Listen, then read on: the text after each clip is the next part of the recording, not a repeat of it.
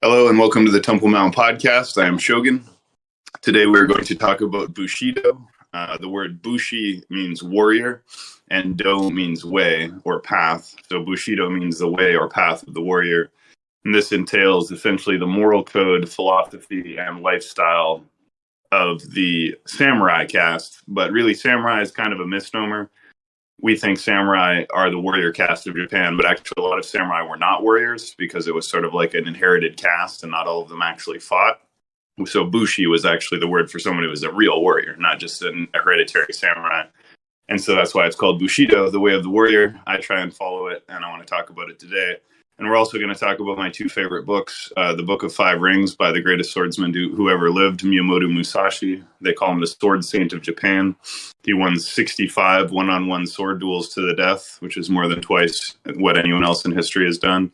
And we're also going to talk about The Art of War by Sun Tzu, who's generally considered one of the greatest masters of the art of war in generalship to ever live, if not the greatest master. And it's going to be really interesting. But before we get started, make sure you join the Temple Mount Discord server. We record this podcast every day, often at about 9 p.m. Central, as well as other times. And we're doing like a blitzkrieg of events over the next 2 days, today as well as the following 2 days, the weekend. So make sure you look at the announcements channel because we're doing like 4 events a day and you're not going to want to miss them. And since you probably did miss some of them, please make sure you subscribe to the Temple Mount official podcast so that you can listen to all our great episodes, and we're updating new ones every day. So make sure you subscribe. Thank you so much. So that being said, we're going to start with a general overview of what Bushido is. Bushido consists of 7 core virtues, right? And I'm going to make sure. So the first and the core one of warrior is honor. So a warrior's code is based on honor, and this is sort of what differentiates warriors from regular people, to be perfectly honest.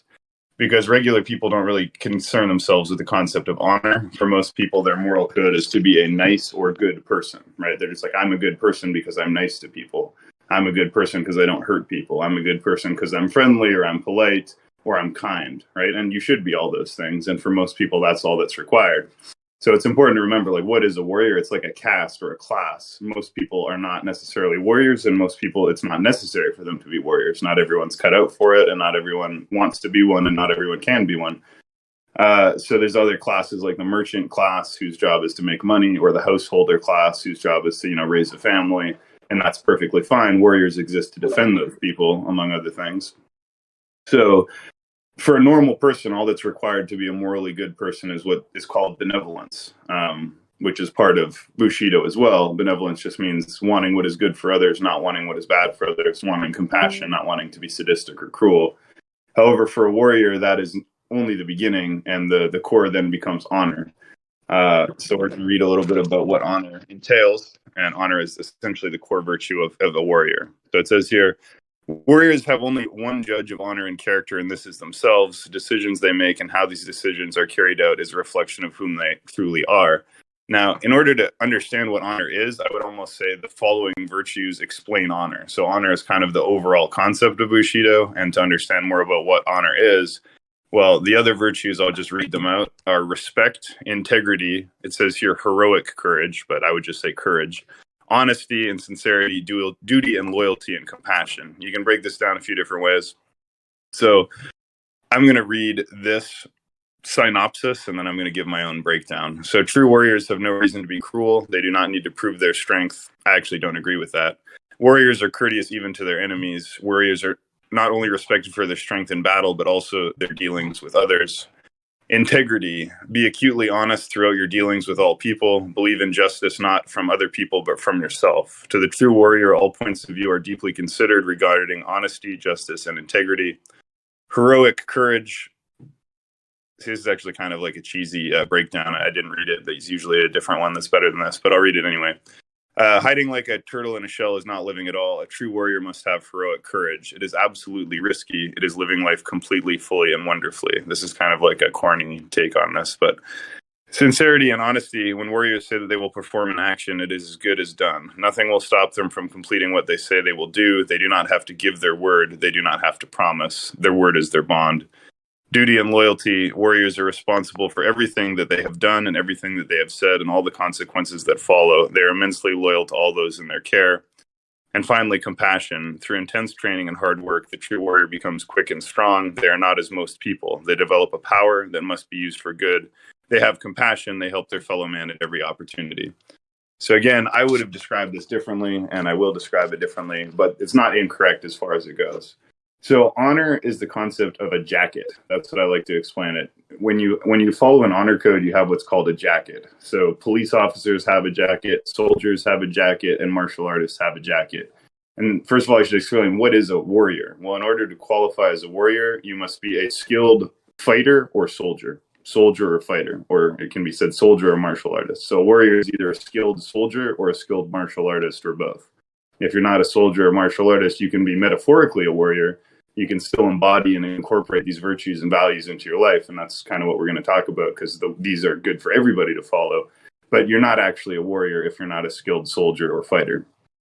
Now, nevertheless, what does it mean to say a jacket? Well, what that means is when you become a warrior, because you're not born a warrior, you must choose to be a warrior, and you can't just choose to be a warrior. You can't just call yourself a warrior and be a warrior. You have to earn that, and you have to be initiated into that, and you have to prove yourself, and you have to actually, warriors are made, right? You have to be forged into a warrior through the practice of training, competition, hardship, and conditioning, and all the other things that make you stronger and build the martial qualities in the martial arts and in combat in general. So once you become a warrior, even when you just begin that path, you have what's called a jacket. And from that point on, everything you do and everything you say and all of your conduct is attached permanently to your jacket. So if you're a police officer, you want to keep your jacket clean. If you're corrupt, if you're ever caught taking a bribe or being involved in any kind of corruption, then that's something that's permanently on your jacket. Your jacket is now tainted. If you're a martial artist and you cheat in competition, you're caught doing, dishonorable techniques, or being a bad training partner, or disrespecting your coach, or disrespecting your gym, or being disloyal to your team, or anything of that kind, then that stains your jacket. So the jacket is like the integrity of your honor, and soldiers have one as well, and you'll have that for your entire career. So to just talk quickly about this, I became a warrior when I was 14 years old, and the person that I owe that to was a woman named Shireen Razak. Shireen Razak was an Egyptian judoka and Olympian, Egyptian-Canadian, so Canadian nationality, Egyptian ethnicity, born in Egypt. Migrated to Canada. She won, I think, bronze medal in the Olympics in judo, which is no joke at all, especially because she's from Egypt. And obviously countries like Japan massively dominate in judo. So she was a warrior. She absolutely embodied, and I'm sure still does embody, all the qualities of Bushido. She was a real Bushi, and I was so blessed that she was my coach, because she made me a warrior. I just went in there oh, this will be cool, I want to train, totally casual, pothead, laid back guy. And she's like, well, you have to compete. And I was like, I don't want to compete. And she's like, well, this is a competition gym. If you're not here to compete, you have to leave. You can't train with us if you're not going to compete. And I'm like, oh, that's kind of harsh. I don't want to compete. But fortunately, she forced me into it at the age of 14, and I started competing in judo at that age. And so you get a gi, right? I mean, I have my gi nearby. It's right over there. I actually have 3 gis. Those are the martial arts outfit, but that's your jacket. That's the physical outfit that you wear whenever you go into the gym, whenever you train, whenever you step onto the mat. And of course, it comes with a belt, and it's a thick karate outfit. But the jacket is not the physical garment. The jacket is your reputation. But as soon as you put it on, it's crazy. You feel like a different person. You conduct yourself in a different way. You hold your back straight. You hold your head up. You hold your shoulders back. And there's a whole culture that goes around it. So every time you step into the gym, you bow as soon as you step into the door to show respect to the whole gym. Every time you step onto the mat, you bow to show respect to the gym and your training partners. Every time you're about to fight, you bow. Every time you finish a fight, you bow. In fact, in judo, you bow twice. There's a square. You come to the outside of the square and you bow before you even step into the square. And then you bow again before you fight your opponent, and you bow again after the opponent. So there's a lot of bowing, and this is respect, right? That's one of the core parts of Bushido, is respect. And one of the best ways to show respect is by bowing. If you bow to someone, you've shown them respect. And when you're doing martial arts with training partners, respect is insanely important, because once you become a warrior, not only must you show people respect, but you actually demand that you be respected. And that's one of the things that differentiates warriors from ordinary people.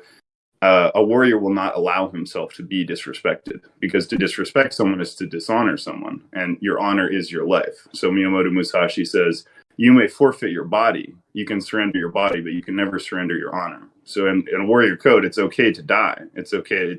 often necessary to lay down your life, but you can never, under any circumstances, dishonor yourself. And that also means you cannot allow someone to dishonor you. So this is why this comes with like a lot of responsibility, because it's actually kind of dangerous to be a warrior, because if you're a warrior, you're not necessarily going to let someone disrespect you. And so you might actually have to do something, and that can be dangerous, which is obviously one of the reasons why you have to do an enormous amount of training. So, you know, I'm going to read a little bit from Miyamoto Musashi, because he's called the sword saint of Japan. He's the greatest martial artist, really, that ever lived. Certainly the greatest swordsman to ever live. I'll have to do a whole podcast about him, because he's insanely fascinating. And I'm not like, his whole biography and life story is incredible. He's the only person in history to master the art of wielding two katanas at the same time. So a katana is a two-handed longsword. Japanese longsword is intended to be used with two hands on the sword. Somehow he figured out how to fight with one in both hands, and he was completely unbeatable. They call him the sword saint of Japan, because his abilities were virtually supernatural. But not only that, he was a brilliant poet, a philosopher, a Buddhist, and interestingly enough, he was a Ronin, which means a masterless samurai. And technically, to be a Ronin is like the worst possible thing for a samurai, because it's like the whole point of being as a samurai is to have a shogun, to have someone that you pledge your honor to, just like a knight pledges his fealty to a lord. A samurai pledges his fealty not actually to a shogun, but to something called a daimyo, which is like it's an intermediary rank between a regular samurai and a shogun, and then a shogun is an overall warlord. But ultimately, you owe your fealty to a shogun. Regardless, Miyamoto Musashi wrote my favorite book, The Book of Five Rings. I have it here. I'll show you. So I keep this in my backpack at all times. It says, The Book of Five Rings, a classic text on the Japanese way of the sword. And I also have my other book, The Art of War. But regardless, I'm not going to read directly from the book. I'm going to read from the Bushido channel. So, first of all, Miyamoto Musashi says, generally speaking, the way of the warrior is the resolute acceptance of death. So what does that mean exactly? Well, the difference between most people and a warrior is that a warrior necessarily must have made peace with his death, his mortality, and not only that you will die, but you are to perceive yourself as though you are already dead. So one of my favorite images, which I don't have time to bring up in post right now, but I will later, it's a skeleton wearing a suit of armor, like a Japanese samurai armor, and inside the armor is a skeleton. That is sort of my spiritual concept, and that's the concept of Bushido. The armor represents your honor. It's rigid, it's set in place, it cannot be changed. Like, it is what it is. Your honor code is your honor code. It defines the outlines of your body. You do what your honor dictates. That is defining the outline of your possible behavior. What you do is what is honorable.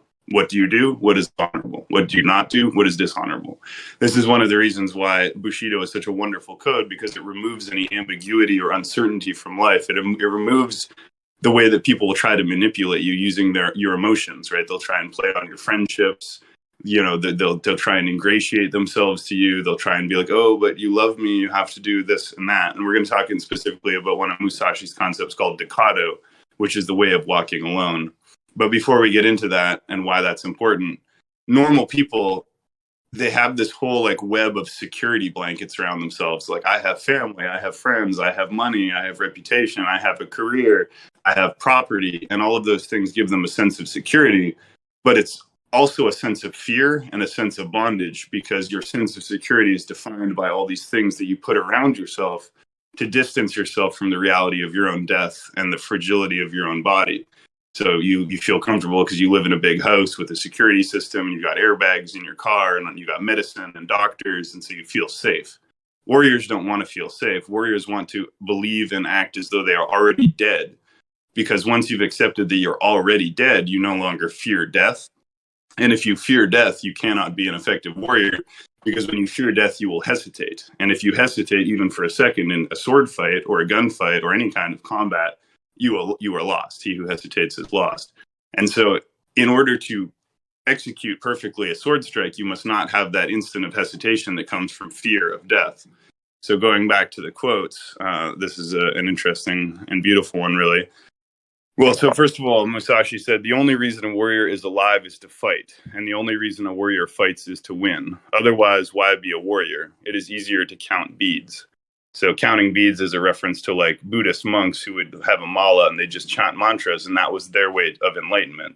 Well, they called Musashi the sword saint of Japan, right? Saint is like a religious term because he says true fencing, and fencing is swordsmanship. He said it's not just a way of fighting. He said it must be a way to salvation, right? Ultimately, if you want to be the elite, you don't fight just to fight. You fight as a path. That's why it's a path like meditation or religion or spirituality. It's a path to enlightenment. It's a path to salvation, but it's a very unique path to salvation. And he says, under the sword raised high, you have hell making you tremble, but go forward and you have the land of bliss. And so what he's talking about here is when you're preparing to engage in combat, you will feel fear, like everyone does. UFC fighters do, champions do. Before you compete, you will feel fear. But once you get past that movement and you engage, then you're in this like paradise of bliss that comes from combat. And I can speak personally that combat is the most euphoric thing that I've ever experienced. It's more euphoric than sex. It's more euphoric than drugs. And not even just victory, like just combat itself. And then if you actually win, it's like infinitely more. But just fighting is the best thing that there is. It's the best feeling that I've ever experienced. And that's a true fact. And I'm not the only one who feels that way. We had a big debate in the gym one time about what's better, sex or fighting. And about half the people said sex and about half the people said fighting. But for many reasons, it's very enjoyable. But again, the point is it's not about just being enjoyable. It's a path to enlightenment. So Miyamoto Musashi said, the path that leads to the truth is littered with the bodies of the ignorant. The path that leads to the truth is littered with the bodies of the ignorant, especially if the path is the warrior path, because, you know, in a martial arts fight, if you lose, you're not likely to die. In the fights that Musashi was having that he won over 65 of, every one of those was a life and death duel. He killed 65 people in one-on-one sword fights, and had he lost even one of those matches, that's the end. That's game over. But he managed to win and actually like go on to become like a Buddhist monk and write books and stuff. So obviously a lot of people who tried to follow the same path died. But the point here is not just that it's dangerous. The point is that you must approach the path with the correct attitude of Bushido to avoid being one of these bodies of the ignorant. Now, this is my favorite quote, and I use this quote all the time, and it comes in relevance all the time in the server. Truth is not what you want it to be. It is what it is, and you must bend to its power or live a lie. If you only take one thing away from this podcast, try to really integrate this. Truth is not what you want it to be. It is what it is, and you must bend to its power or live a lie. This is one of the reasons why I love Bushido and fighting so much, because fighting is pure honesty. There is no lies in fighting. There's deception, right? You trick your opponent, you feint, you make him think you're doing one thing and you do the other, but there's no lies. That's why it's so refreshing. So online on Discord, people will lie all the time, and they'll try to make the truth what they want it to be, right? I hate to use a personal example, but like, you know, Crimson recently said, like, well, you promised us that you were going to share all the power in the server. No, I said the exact opposite. I said I was never going to share the power in the server, and I was always going to be the Grand Master. There's going to be no dispute whatsoever about who controlled the server. But Crimson didn't want that to be the truth. So he said, well, you promised us that you were going to share the power. I never said anything with the sword, right? Tech, same thing. He said, like, I made the server. Well, no, I made the server. The truth is not what you want it to be. It is what it is. Now, in martial arts, the reason it's so refreshing is you don't have that option of lying. If someone gets you in an armbar, you can't say, you don't have me in an armbar. No, you totally don't. No, your arm breaks, right? There's no room for dispute. You can't say, no, you don't have me in a choke. You get choked out, you die. You can't say, I won the fight if you're lying on the ground dead. So it's the only domain of life that's purely honest. That's pure truth. Like the truth is evident within it. And that's the other reason why I love being a warrior, because it's the only domain in which you simply take respect. So in other domains, you have to either try and earn respect like someone like Crimson does by ingratiating yourself and like, you know, making friends by pleasing people and telling them what they want to hear. That's one way. Or you raise money and you make money and you have to work for it and do things for it to get it. And then you might get respect, or maybe you can accomplish things and get respect. These are the ways people get respect. And even then you might not be given respect. People might disrespect you even when you deserve respect. But in martial arts, you don't need the other person's consent. You take respect, right? It doesn't matter. If the opponent steps up and they disrespect you, so much the better, because then they're going to underestimate you and they're going to do even more poorly in the competition. Because, of course, rule number one of combat, don't underestimate your opponent, which is another way of saying respect your opponent. Not only respect him as a martial artist to a martial artist, because maybe it's not a martial artist. Maybe you're fighting a rapist or a murderer or a psychopath, someone who you don't respect in the same way that you respect a fellow training partner. But what you have to respect is the danger that they represent, the abilities that they have. So if someone is strong, you have to respect their power. If someone is fast, you have to respect their speed. To not respect it is meaningless. You will respect it when you feel it, right? You say, I don't respect your power. Well, you will when you feel it, right? There's no two ways about it. And someone can have a cocky attitude, but at the end of the fight, you can humble them. You can prove that you are the better man. And that's a very addictive thing. And when I say better man, there's a caveat. It doesn't mean you're necessarily morally better, but you were the better fighter that day. Nobody can dispute it. Unless, of course, it goes to the judges' scorecards in like MMA. And then there's some dispute. But anyways, returning now to a few quotes to guide the conversation. I'm sorry, I'll try to turn my phone again. So let's just go through it in order, because all of this is pure gold. This is the thing that's amazing about both Sun Tzu and Miyamoto Musashi. Every single stroke of the pen that these guys put to paper is not wasted. Just like in a sword fight, they don't waste a single stroke. In writing, they don't waste a single stroke. So, like, for example, The Art of War, and I'm kind of jumping around because I'm enthusiastic about this and I'm all over the place, but every chapter of The Art of War is generally just one sentence. And Sun Tzu, they call him Master Sun. And every chapter is just one sentence. And yet you could read those sentences every day for the rest of your life and never stop getting more meaning out of it. And then each sentence that he writes, there's 10 other brilliant generals through history, some of the greatest generals in Japanese history, and each of them gives their commentary. So Master Sun just says one sentence, and then 10 different generals give a commentary on that one sentence, and that's the structure of the book. The point is, there's no wasted words, and there are no words that are not incredibly profound. And the way I've heard it explained is like if you read a normal book, you read it once and you get the value out of that book, like a fiction book. But these books, they're not like that. You read them over and over again. They're like guides to life that just never run out. So I mentioned how good these guys are at writing, and this is actually specific. So Miyamoto Musashi said, "It is said that the warriors is the twofold way of pen and sword, and he should have a taste for both ways." So people don't usually think of this, but a warrior must also be a master of the pen. You've heard the expression, the pen is mightier than the sword. Depends on the context. But the point is, to be a true warrior, you have to be able to use your words as effectively or more effectively as a weapon as your sword or your hands. And they go hand in hand. So that's why a true warrior should be also skilled with his words, both written and spoken. Miyamoto Musashi said, "Like a sword, a word can wound or kill. But as long as one does not touch the blade, the sword is no more than a smooth piece of metal. Someone who knows the qualities of a sword does not play with it, and someone who knows the nature of words does not play with them." So this ties back to honesty and integrity and honor. A major part of honor is being impeccable with your word, which means if you say you're going to do something, you do it. You don't lie about others. You don't lie about yourself. You don't exaggerate your achievements. You don't say other people did bad things they didn't do, which is called slander. You don't exaggerate your own accomplishments. It's about honesty. What you say must be true. And why is that so important? Well, think about it. If you're a warrior, no one man can survive alone as a warrior. Miyamoto Musashi says, if you master the way of the sword, one man can defeat 10, right? And that's true. And therefore 100 men can defeat 1,000. However, no one man on his own can defeat an army or a group of people. You rely on your comrades in arms for war. You need teammates, soldiers, whatever, allies. So if you're not impeccable with your word, nobody is going to commit themselves to you to the extent of fighting alongside you and dying alongside you. So let's say you say, hey, we're going to fight the enemy tomorrow. We're all going to meet here and ambush them, or we're going to meet them on the field of battle, and they don't show up and you're the only one who shows up.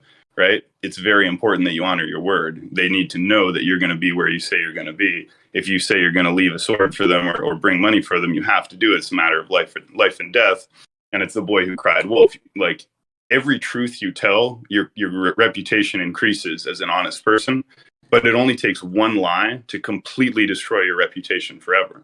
So if you tell 100 truths and then one lie, now you're a liar. There's a joke, which I shouldn't really say, but it says you can build 100 bridges, nobody calls you a bridge builder. You can dig 100 holes and nobody calls you a hole digger, but you fuck one goat and everyone calls you a goat fucker.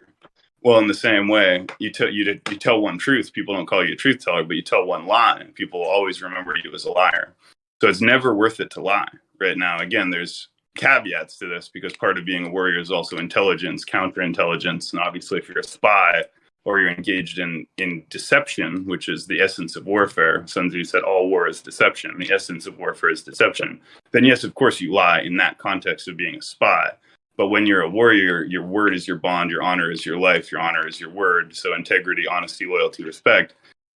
You must command people's respect. People don't respect liars, and people are not loyal to people they don't respect. So if you want people to be loyal to you, you must earn their respect. And if you want to earn their respect, you must be honest and truthful, including admitting when you make mistakes, including admitting when you have faults and failings, including admitting when you are not perfect. You must be honest about those things to other people and to yourself.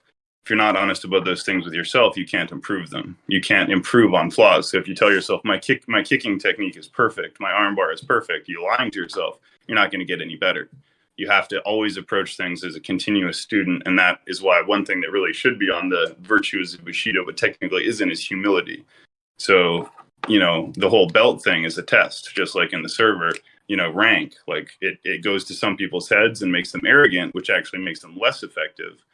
So humility is always the key. Like you meet people who are not willing to accept that they're white belts, and they think that they don't want to start at white belt. They want to jump right to blue or black. That just tells you right there, you're not even on the path of the warrior. The very beginning of the path of the warrior is putting on your white belt, which is symbolically recognizing that you know nothing. You're here to learn, right? Some people can't make that first step. The more humble you are, the more you're going to learn. The more you learn, the more quickly that you will advance. So anyways, Miyamoto Musashi said, in all forms of strategy, it is necessary to maintain the combat stance in everyday life and to make your everyday stance your combat stance. What that means is you should never see combat as something separate from ordinary life. You shouldn't say, okay, I go to the gym and I fight, and then I go home and I relax. Another thing that he said is live as though every day as though you were on the battlefield, and you will become strong.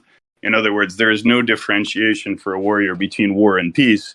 You are always in a perpetual state of war. Everything is always war at all times. Life is war at all times. You should act accordingly.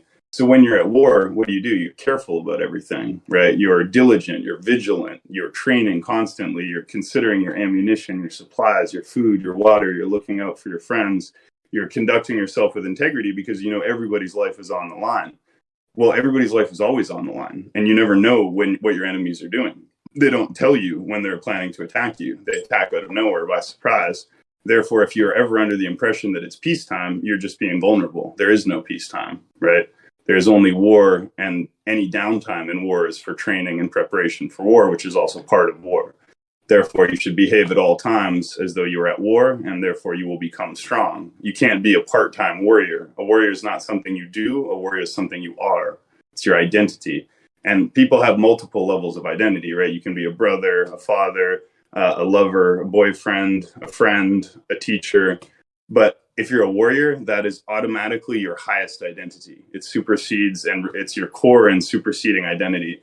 This is why Decado becomes so important. And again, Decado is the way of walking alone, which is part of Bushido. Well, why walking alone, right? It says, never do anything motivated by lust or love. Never be saddened by a separation.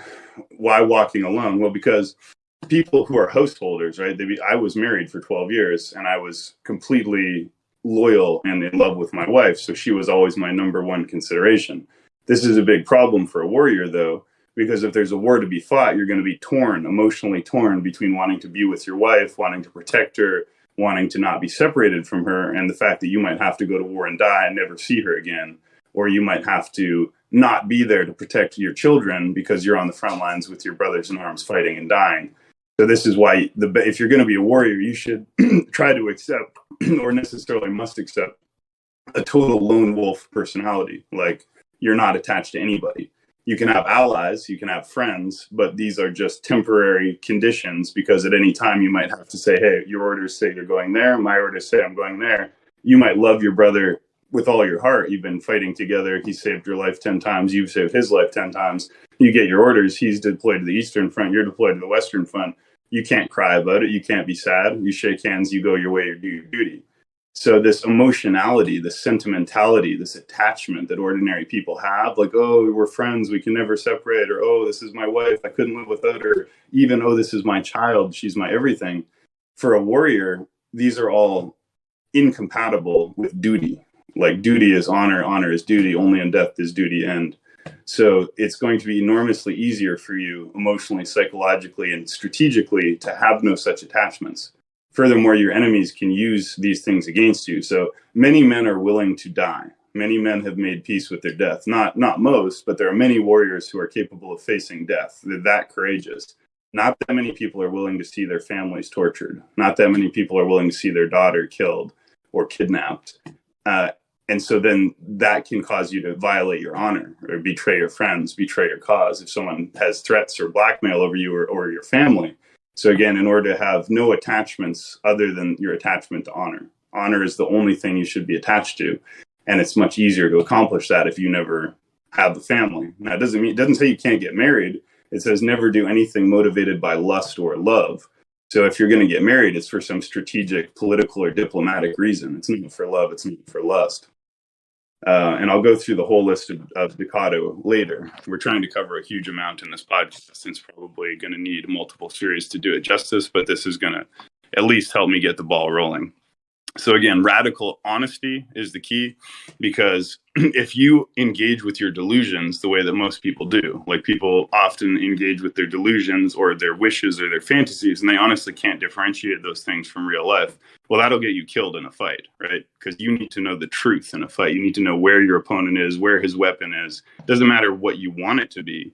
All that matters is what it is. And so the first step is, like, my mom hates it when I say this because I say it all the time. I say it is what it is. Right, it is what it is, which is a short form of the truth is not what you want it to be. It is what it is. So you must bend to its power or live a lie. So I don't like the fact that I'm getting older, but I'm getting older. If I deny to myself that I'm getting older, then I'm just delusional. I think I'm still young. You need to compensate for your aging and your training and your fighting. I don't like that I'm not the greatest black belt in the world, but I'm not. Right, I know right where I'm at. You have to have a realistic understanding of yourself, a realistic understanding of your enemy. That's why Sun Tzu said, if you know yourself but not your enemy, you will win one war for every war that you lose.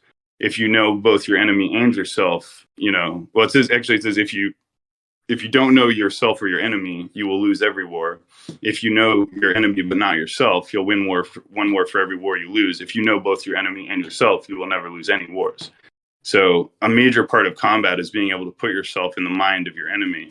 That's why Sun Tzu said to defeat your enemy, you must become your enemy. You must literally be able to think like he can and understand what his capabilities are. And this is also, of course, true for a spy, right? Spying and warfare are intimately interconnected, and Sun Tzu writes quite a lot about intelligence as well. And his stuff on that is really good. So again, you may abandon your honor, your body, but you must never abandon your honor. Sorry, you may abandon your own body, but you must preserve your honor.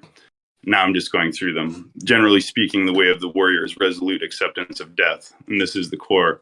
So the practice is you're supposed to meditate every day on dying. So you're literally supposed to close your eyes and imagine getting your head chopped off as visually as you can, as graphically as you can. Imagine yourself getting filled with arrows. Imagine yourself falling off a building and hitting the ground. Imagine yourself being tossed in the waves until you drown. Imagine yourself being impaled and bleeding out. Imagine yourself being trampled by a horse or run over by a car or eaten by a shark. And you're supposed to visualize these things over and over and over every day. Meditate on this until eventually you convince your mind that you are in fact dead. And that is why the way of the warrior is the resolute acceptance of death. Your goal, therefore, is no longer survival. Your goal is simply honor and duty. And your goal is to die without compromising your honor or failing in your duty. In other words, the only thing you have to fear is failure, or the only thing you have to fear is dishonor. Even failure you don't have to worry about, because if you fail honorably, then there's no defeat. The only defeat is dishonor. And following from the previous one, resolute acceptance of death says to win any battle, you must fight as if you are already dead, right? That's why people say there's nothing more dangerous than someone with nothing to lose. When you have something you're afraid to lose, you flinch, you hesitate, you're fearful. When you have nothing to lose, you're extremely dangerous. Going back to the previous one, we said before, it says, in all forms of strategy, it is necessary to maintain the combat stance in everyday life and to make your everyday stance your combat stance. So the stance that you would maintain if you were in a fight, the state of readiness, the positioning of the feet, being on the balls of the feet, not being flat-footed, the distance between the front foot and back foot, the way you angle your lead foot towards your opponent and keep your back foot back. You should keep that position at all times, because you never know when you're going to get attacked. You never know when a fight's going to start. So you should never have to switch between a peace stance and a war stance. Your war stance should be your peace stance. In other words, you should always be in your war stance. So a follow-up of that is the approach to combat in everyday life should be the same. And this one is important, very important. Control your anger. If you have anger towards others, they control you. So rage and anger are never useful. In fact, these are the most destructive things. Fights are lost all the time because people fight in anger. You have to fight with placid, calm, and like detached, rational logic. You have to, the more calm you are, like this is the thing I love the most about martial arts, is it's really about teaching yourself to remain calm and logical in situations that would normally cause people panic. So when someone's on top of you, they're raining punches on you, you can't breathe, they're putting their hand over your face, you can't breathe, they're trying to gouge your eyes out, they're trying to smother you, crush you, and most people would be panicking. And there's 3 F's, like fight, flight, or freeze. A lot of people freeze in those situations. Some will run and panic, and fight in most cases is not a tactical fighting. It's like an impulsive fighting. A warrior is learning to suppress all 3 of those F's and make tactical decisions in situations where other people are not able to do so. I'm just kind of jumping around because I'm going through this. But yeah, control your anger. So you don't want to become angry, because if you become angry, you will inevitably make a mistake, and that mistake will get you killed or make you lose the fight. But the more important part of this teaching is, if you have anger towards others, they control you. Well, reverse that. If you can make other people truly angry at you, then you control them. So I've seen this many times on the server where people become enraged at me, and people like Saigo or other people. And because of that rage, they're so easy to manipulate. And when I say manipulate, I don't mean in some like malevolent way, but your enemy is just childishly easy to predict, and you goad them into becoming more angry. So if they're angry at you, you don't try to calm them down. Continue to make them more angry. If you know there's something about you they don't like, exaggerate those qualities. So if someone calls you narcissistic and they're your enemy, act extremely arrogant, because that will antagonize them further. It's like waving a red flag. Whatever it is they don't like about you, don't try and downplay those things. Exaggerate those things intentionally, because you know it's provoking them. You know it's getting under their skin. It's only a matter of time till they make a mistake. That anger will cause them to make a mistake. So I think I have a Sun Tzu quote. I should have put more of my Sun Tzu quotes here. So far, we've been mostly talking about Miyamoto Musashi. But let's see if I can find this one real quick. Yeah, so this is a follow-up on the other one. It says, when your opponent is hurrying recklessly, you must act contrarily and keep calm. You must not be influenced by the opponent. So all of these sayings have a reverse, right? So you have to remain calm. When your opponent is being reckless, you act calm. But on the same hand, you want to make your opponent become reckless. So here's Sun Tzu. He says, if your enemy is quick to anger, seek to irritate him, right? Sun Tzu says, if your enemy is quick to anger, seek to irritate him. So whatever it is that he thinks is the reason he's mad at you, give him more of that reason, because that's just going to make him more irrational and more ineffective. And following up from that, this is one of the greatest quotes. Never interrupt your enemy when he is making a mistake. Sun Tzu, The Art of War. So what'll happen is people will be fighting against you, and they're doing bad things to you, and you think you have to react, you have to stop them, you have to retaliate. No, that's how you get caught into the spiral. What you do is you just let them do what they're doing and continue to embarrass themselves. It's called the rule of holes, right? If you find yourself, the first rule of holes is if you find yourself in a hole, stop digging. But what you'll find is people who don't have discipline, they haven't trained themselves in this way, they can't do that. They put their foot in their mouth, and they're so embarrassed that they put it further in their mouth and further in their mouth and further in their mouth. They dig in a hole. Instead of climbing out of the hole, they just keep digging and digging and digging and going deeper and deeper. So this is why you don't do anything to them. Don't attack your enemy when he's already making a mistake. Just let him make his mistake. Because if you interrupt him, you might actually prevent his tactical error from reaching its full expression.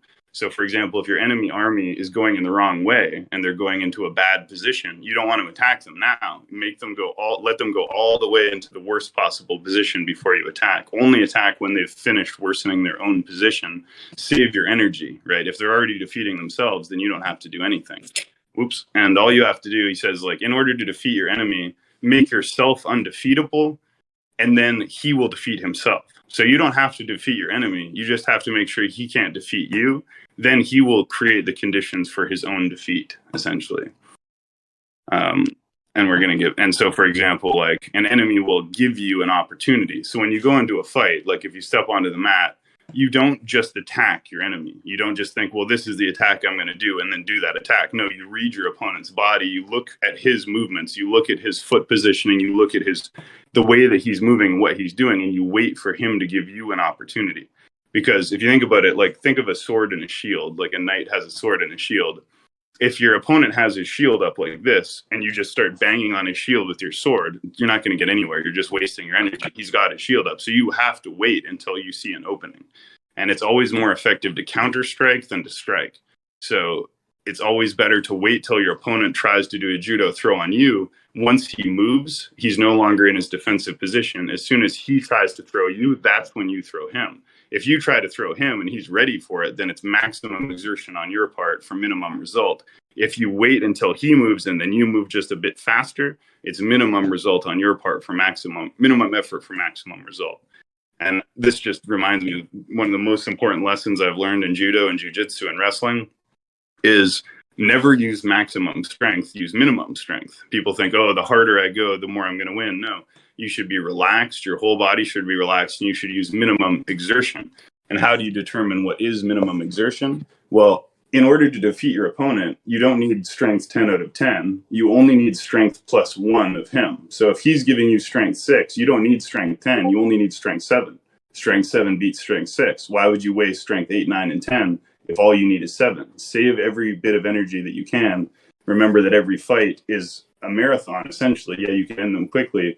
But the most important skill or attribute that you can bring to a fight is called your gas tank or your endurance. Because as soon as there's a quote that says, exhaustion makes cowards of us all. So once you're exhausted, your spirit breaks. It doesn't matter how brave or how strong or what a fighter you are. Once you're exhausted, your will to fight is gone. So all you need to do is preserve your energy while causing your opponent to need to exert more energy than you are. And this doesn't just apply physically, it applies emotionally, right? So if you're having some kind of social conflict with someone, some kind of psychological warfare is going on, if he is at agitation level 5 and you're keeping your agitation level at 1, then simply by doing nothing, he is going to burn himself up emotionally, psychologically. He's running all the wheels in his head. You're living in his head rent free, right? He's mad. He's stressed about you.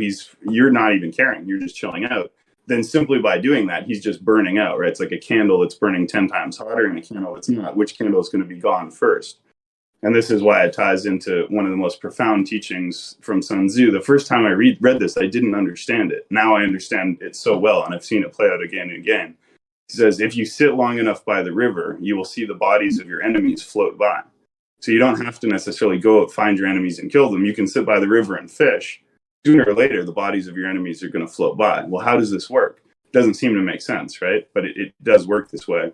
And this ties into something important. The core of Bushido and the core of the art of war by Sun Tzu is something called Taoism or Taoism.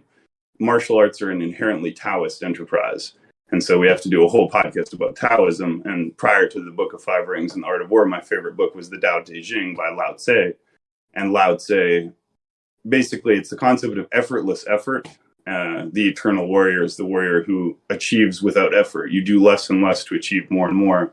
That's why in the Art of War it says, the supreme art of warfare is to defeat your enemy without fighting, right? And in the Tao Te Ching it says, accomplish that which is difficult while it is easy, right? There's always a point of intervention at which only a nudge is necessary. If you let things go too far, then it requires much more force. And the example I like to use is, if you have a canoe or a ship that's crossing an ocean, you can paddle and use all the strength and you can turn the ship, but it takes a lot of strength. If you just take a finger, you can put your finger in the water on one side and just leave it there, and it's slowly going to curve the ship and you'll end up in a completely different trajectory. So this is the concept of minimum effort. Make your opponent work just a little bit harder than you, and then take advantage of the superior position that you've achieved in order to rest while he cannot rest. If you're resting and he's not, then you're winning, right? And so in my own personal combat strategy, all I try and do is get a dominant position and then maintain that dominant position while resting and causing my opponent to be unable to rest. And this simple process, you don't need to go for a submission. You don't need to go for a kill. You simply make their life more difficult than yours for long enough, and they will ultimately be defeated. And this applies socially, psychologically, as well as physically. Now, this is the core of being a warrior, and this is what I was trying to get at when I said it's kind of like a high responsibility or even kind of risky to be a warrior, because in order to be a warrior, this is Miyamoto Musashi, he says, never accept an inferior position to anyone. Think about that. Never accept an inferior position to anyone. It is the strongest spirit that wins, not the most expensive sword. So what that means is if you're a warrior, in every social situation, in every interaction, in every fight, you must be in the dominant position. Now, it doesn't mean you need to bully anybody, but your spirit must be stronger than everybody else's at all times, right? In every situation, you can never be cowed, you can never flinch, you can never back down, you can never bow your head, and you can never bow your knees or bend your knees unless it is to your master. You bend your knees and bow to your master, but you cannot be cowed, because as soon as you're cowed, you lose. In order to think about this, like, you can think about prison, right? You throw two people in a cell, there's a top bunk and a bottom bunk. Who's going to get the top bunk and who's going to get the bottom bunk? Well, you better not accept that bottom bunk, because the second you've accepted that bottom bunk, you're accepting everything else from that point on. So you never submit, because once you've submitted in one thing, you've submitted in all things, right? And so this is even on the server, right? Like, in order to maintain the order of the server, when there's all these random trolls and chaotic people who want to cause shit, I can never at any time be like, you know what, I just don't have the energy to moderate the room right now. I'm just going to let this happen. Or I don't feel like fighting right now. I'm just going to let this person be toxic. As soon as you do that even once, the whole system is fucked. So you must be just unrelenting and just completely fixated, and only this sort of honor code is going to allow you to do that. Now, it doesn't mean you will always have the strongest will, because obviously you might meet someone who has a stronger will than you, who is a better warrior than you. And when that happens, there's no shame in it. As long as you did your absolute best, you fought your best, then you must also learn to accept defeat with grace, victory or defeat. There's nothing wrong with losing. But the point is, you cannot allow yourself to lose. So I've been in situations where I'm fighting a purple belt, a brown belt, or a black belt, and I know, right, I can't win, right? So this happened when I was at Pacific Top Team. It's a big purple belt. Who was on top of me, and I tried everything I could, every scramble, every bridge, and every shrimp, and every reversal that I knew. And I said, I can't get out. He has me no matter what I do. I've tried everything I know. I've tried grabbing his legs with my legs. I've tried bridge, everything I can do. I know I cannot get out. And he's thinking, well, he knows he can't get out. Most people are now going to give up. They're going to say, I tried everything. I'm tired. Nothing's working. I'm going to give up. I said, I know I'm not getting out, but I'm not going to stop trying. I'm not going to give up. So for the entire time, I just kept fighting until the clock ran out. Now, I didn't win. I didn't allow myself to lose. They call it finding a way out. So you'll see this in MMA. They've suffered so much damage. They're so uncomfortable that they find a way out. They allow themselves to lose. Like, I've been in a situation many times. You're begging to be choked out. You're begging to be put in an armbar, because if you would just get put in an armbar, all you have to do is tap, and they have to let you go, and you've lost. But if they're not even going for that submission, you can't get out. And that's why my strategy of fighting is the most malicious strategy there is, because I don't go for submissions, and I don't go for chokes or whatever. I just put my opponent in the most uncomfortable possible position, and I don't let him out, and I just make it worse and worse. So they literally are begging for you to finish the fight, but you don't. You just make the whole clock run out. You don't let them breathe, blah, blah, blah. Why? Because submissions are difficult. And they're risky. So if you go for an armbar and you get it, it's awesome. But if you miss it, then you've given up your dominant position. So if I'm in a dominant position, like in top control, I'm not necessarily going to shoot for an armbar, because I'm already winning, right? I don't need to finish this fight. I'm already winning. If you can't get me out of this dominant position, I win. So why would I risk my position for this fancy and risky conclusion? All I need to do is be on top, dominate you, show the coach or the ref that I am in the superior position. And at the end of the day, I'm going to be awarded the fight. Now, in an actual self-defense situation, it may or may not be different than that. You may need to finish the fight. But in a tournament, you can just run out the clock. And as long as you are in a dominant position the whole time, you're going to win. So I'm kind of mixing up like personal martial arts tactics with this overall thing.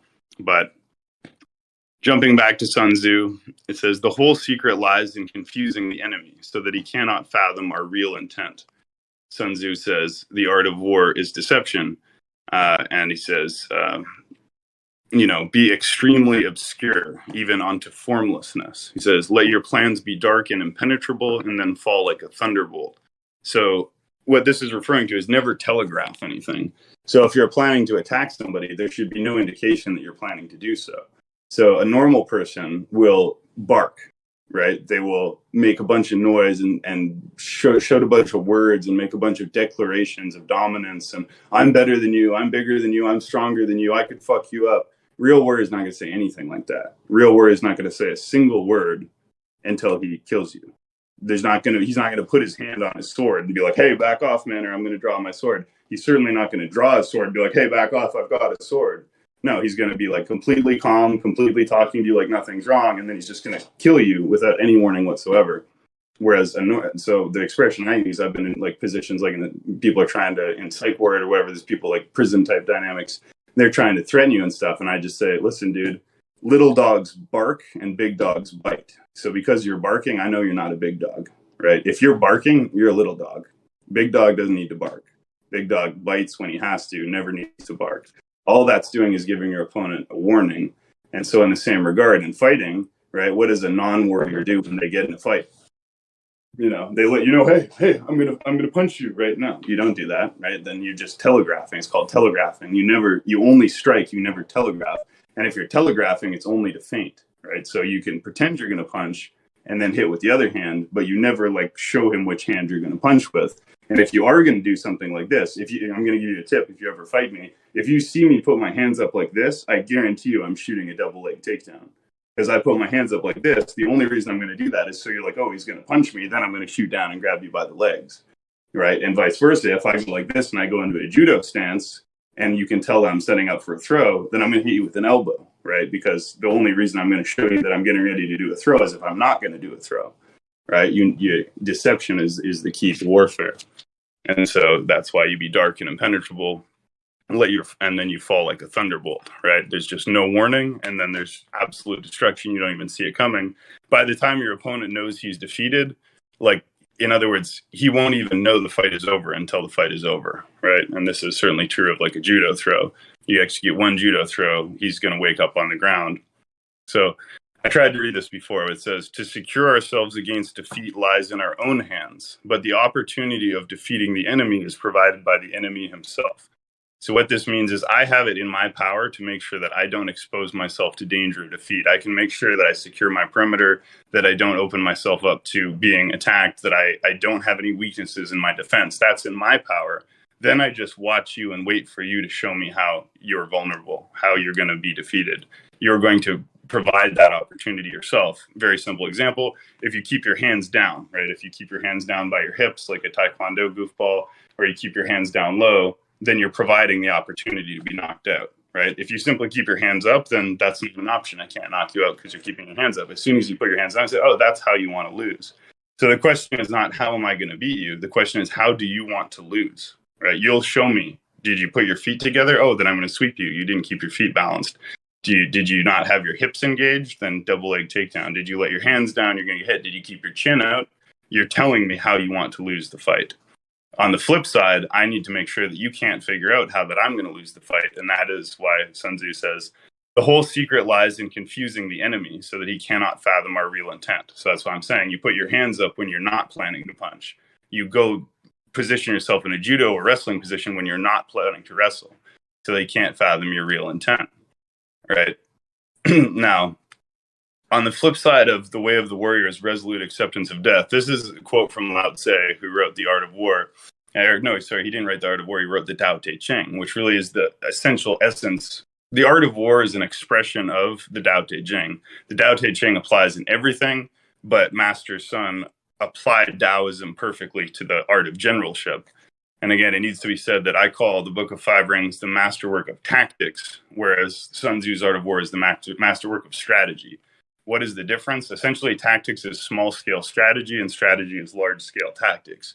So tactics applies to personal combat, one-on-one, or squad combat, small unit combat. Strategy refers to organizing and mobilizing armies, logistics, leadership. That's generalship. Tactics is the skirmishes, the battles, right? It says you may have won the battle, but you'll lose the war, or we may have lost the battle, but we'll win the war. Well, the battle is tactics, the war is the strategy. A war is a series of battles, and strategy is a series of successful tactical maneuvers. But anyways, in order to be a warrior, you must obviously not only be willing to die, but you must be willing to kill. And if killing is then going to cause you a huge amount of emotional stress and grief, that's only going to impair your future competence and your future effectiveness. So ultimately, if you are in the business of killing, you should try not to be in the business of being too fazed by the killing. So Lao Tzu says, heaven and earth are ruthless and treat the various creatures as straw dogs. The sage is ruthless and treats others as straw dogs.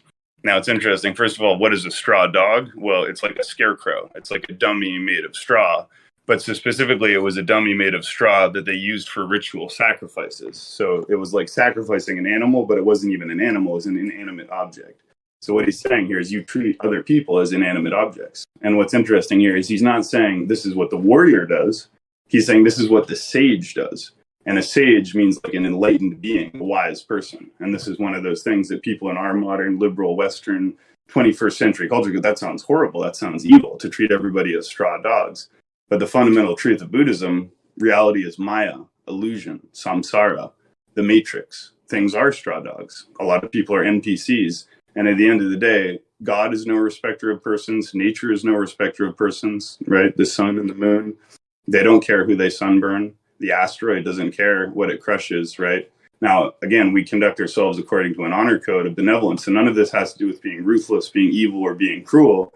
But if the situation is such that you have put yourself in a position where you are forcing me to kill you, then you're a straw dog, right? You jumped on my sword. I'm not going to cry about it. And if you raise your knife at me and I have to kill you, I'm not saying people don't experience PTSD, and all of these things are aspirational. In reality, humans are not built as warriors. You become one. It's a process, and you will go through emotional pain and stuff. And the first time you kill someone, I assume it's quite emotionally difficult, but you become hardened to these things. And that doesn't mean you lose your morality. It just means that you become more and more secure in the execution of your duty. So again, it's not about being evil, being cruel, or being a bully. It's the opposite. It's about being respectful, being honest, being benevolent. And you can tie this all into the Bible as well. And that's my thing, is I'm like a Christian warrior. Holy warrior is what I prayed to be. So what does the Bible say? It says, blessed be the Lord my rock, who trains my hands for battle and my fingers for war.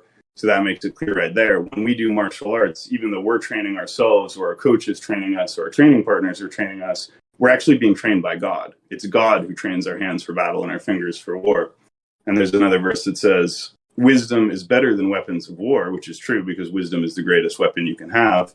However, one sinner destroys much good. So what it's saying here is, even though wisdom is better than weapons of war, it only takes one person to destroy a huge amount of good. And the best example of this is school shooters. We see this all the time in the modern world. One evil person or one insane person can kill not only a whole classroom or a whole school of children that are innocent, but then also all of their families will be destroyed as well. All of the emotional turmoil is just incalculable. So to not just execute that person would be unconscionable. You have to kill that person, because you can't allow one evil person to do that much damage.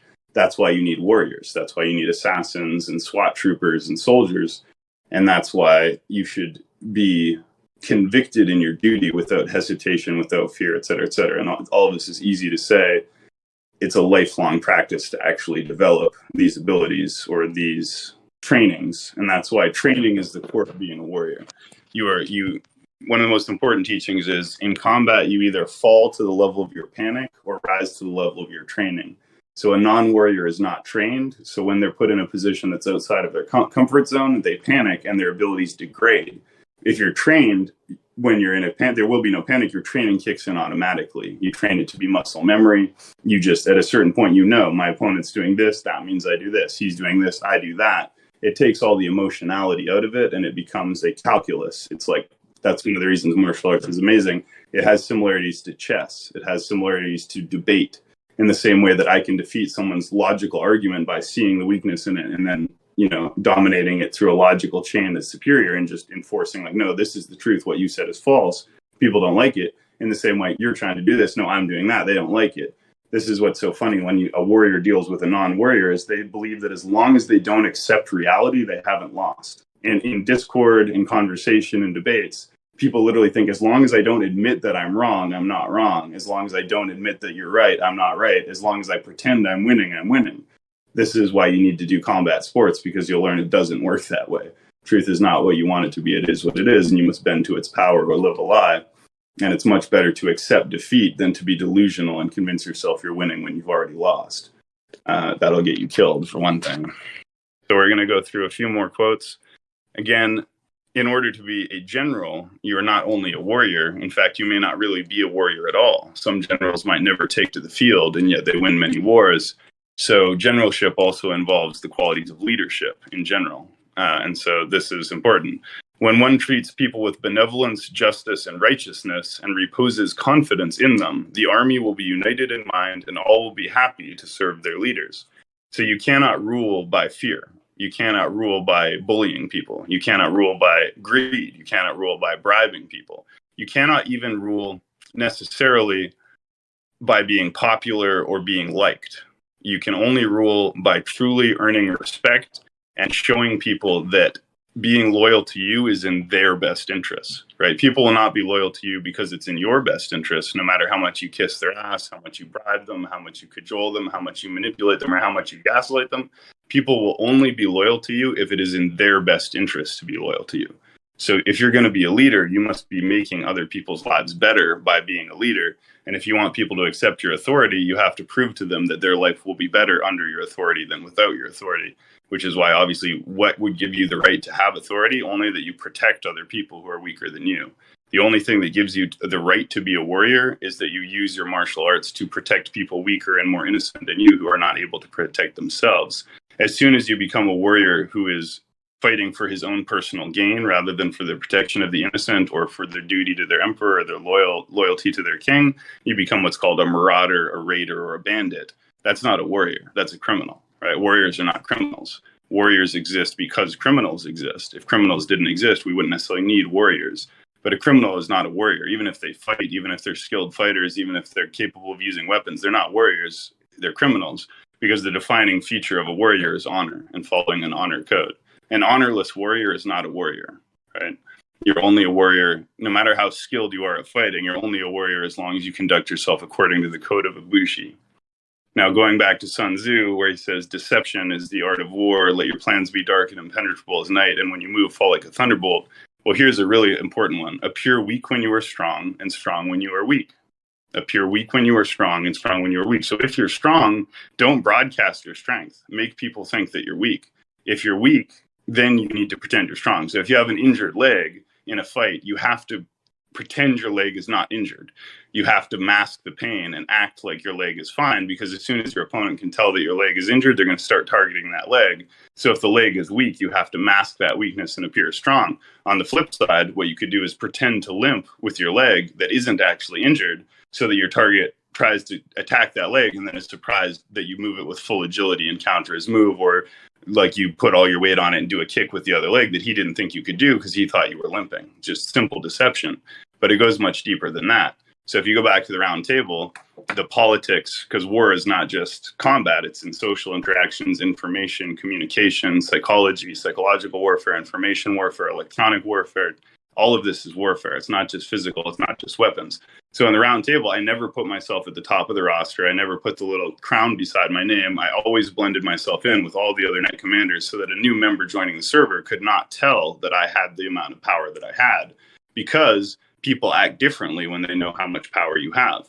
When they know that you have absolute power or significant power, they kiss up to you, they deceive you, they lie to you, they attempt to ingratiate themselves to you, and therefore they deceive you. But if they don't know you have power, they're going to speak much more honestly and reveal much more of their character. So people would often misbehave when I wasn't in the chat room and then act really good when I was in the chat room. So what you want to do is not let them know that you're the server owner. Just appear to be an ordinary person, right? And this is the concept of crouching tiger, hidden dragon. The dragon is the most powerful of all animals. It's never seen. The dragon takes the form of a human being. It doesn't ever show its dragon nature. It doesn't need to, right? It doesn't need to show off that it's a dragon. Its power is so absolute that there's no point in broadcasting it, and broadcasting its power would only diminish its power. So if I have a bunch of guns in my house, it would be foolish of me to show you those guns, because all that does is diminish the use of those guns as weapons. The best weapon is the one your enemy doesn't know you have. But you don't want to broadcast that you have weapons.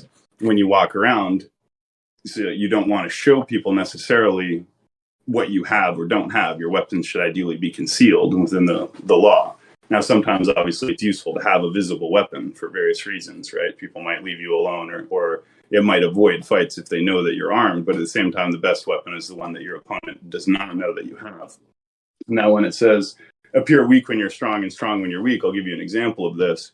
So an immature warrior will focus on how they appear, right? They'll want to show you that they're a warrior and be really tough and wear bandanas and have tattoos and like scary jackets. That's how you know someone isn't really that dangerous, because if they really were that dangerous, they wouldn't show it off, right? The true assassin is the guy who's mopping the floor in the corner that you never see coming.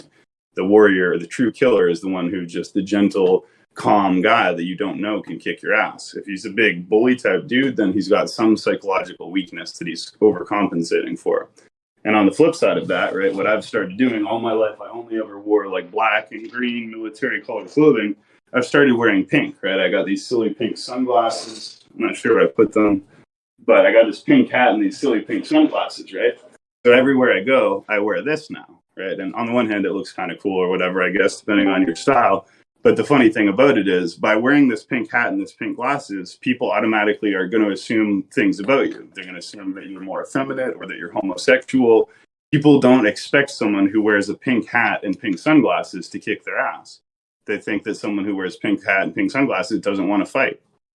People who wear pink, you just think they're not going to be martial people. So I intentionally wear a pink hat and pink sunglasses so that people will underestimate me, or better yet, they'll actually try and bully me, right? Someone threw a drink at me when I was wearing this pink hat and this pink sunglasses. I'm quite sure they probably wouldn't have done that had I not been wearing them, because the attitude is probably like, oh, look at this gay dude. He's not going to do shit. And then immediately I'm in his face like, what, motherfucker? Like, what do you want to do about it, right? And he's like, whoa, I didn't expect this at all. So this is appear weak when you're strong. Now, obviously, there's no reason why wearing pink would make you weak, but that's the way people think, right? So, you know, deception. You can pretend to be gay. You can pretend to be injured. You can pretend to be... One thing I did in Winnipeg, murder capital of Canada, is I went around in the middle of the night wearing like homeless person clothes that made me look poor and like dirty. Like I was wearing like homeless person clothes. How did you get so much hair in my mouth? Jesus Christ. My cat like bombed my mouth with fur.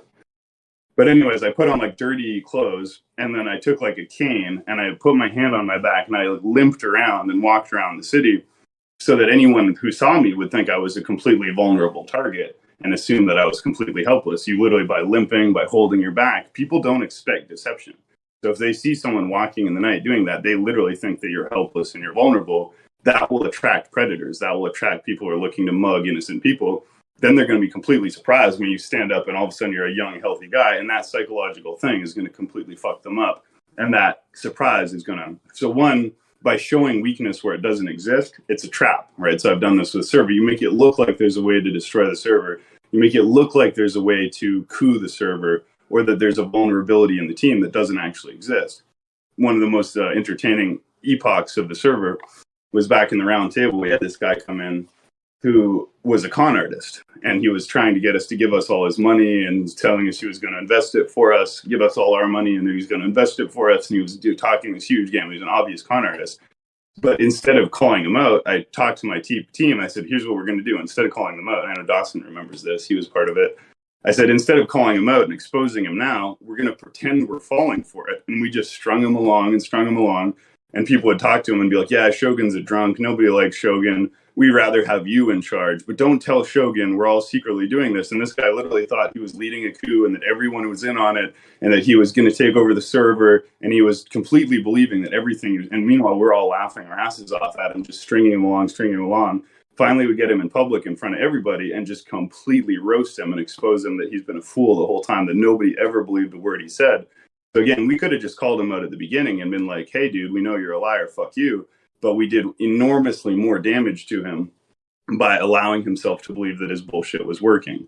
And the same thing applies to Saigo, Too High, Corvo, Egg-Based, and Crimson, and all these other people. People go, well, didn't you see it coming? Or, oh, that's so terrible that they betrayed you. It's like, no, this shit's obvious so far in advance, but never interrupt your enemy when he's making a mistake. And a flip side of that is keep your friends close and your enemies closer. So if I know someone's trying to betray me or is my enemy, should I ban them immediately? Well, no, because once I've banned you, you're no longer in my field of vision. If you're my enemy, I'd rather have you right where I can see you.